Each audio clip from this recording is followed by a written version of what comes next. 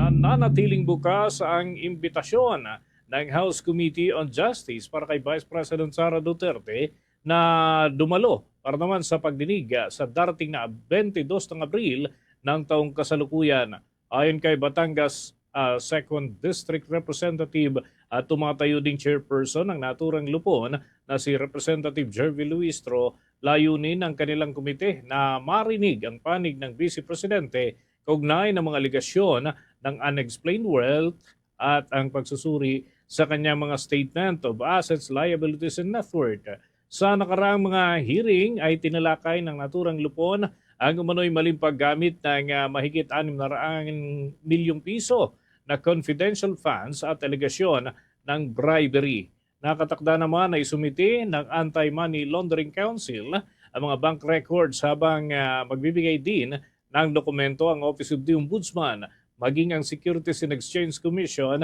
at ang Bureau of Internal Revenue upang beripikahin ang mga ulat hinggil sa yaman ng pangalawang Pangulo. Iginigit ni Representative Luistro na mahalaga ang presensya ni Vice President Duterte sa darating na pagdinig upang malinawan ng publiko ang mga aligasyong ipinupukol sa kanya na maaaring makaapekto sa kredibilidad ng pamahalaan. Dagdag pa niya, bukas ang kanilang komite sa anumang paliwanag na ihaharap ng Vice Presidente upang masiguro naman na patas at transparent ang proseso ng kanilang investigasyon.